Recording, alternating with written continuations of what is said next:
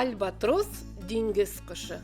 Ул җиргә төшмичә, берничә көн су өстеннән очып йөри ала. Бу кош ничек армый икән соң? Моның сыры бик гади. Аның канатлары бик зур. Җәелгән хәлдә алар 3,5 метрга җитә.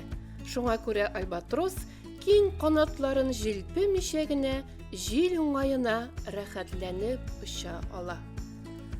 Альбатросның тумшыгы зур һәм нык. Аның учы аска таба бөкрәеп тора. Тумшыкның эске ишендә көпшә сыман тишекләр бар. Ул алар аша сулый һәм бик яхшы итеп ис сизә. Альбатросның тәпиләре бик нык. Ул җир өстеннән тиз йөгереп йөри, ә бармаклары арасындагы элпә ярдәмендә суда бик яхшы йөзә. Альбатросны су ашата.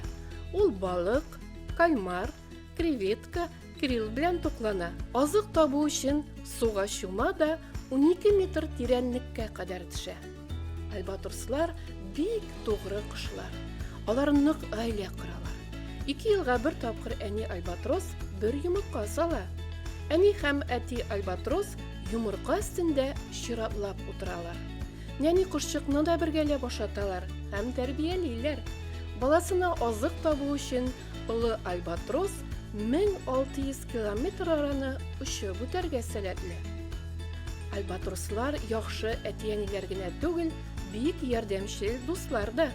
Берсенә куркыныч янаганда, башкалары аңа ярдәмгә ашыга. Җир шарында альбатрослар күп түгел, алар кызыл китапка кертелгән. Аларны Антарктидада һәм җирнең көньяк ярым шарында очратырга мөмкин.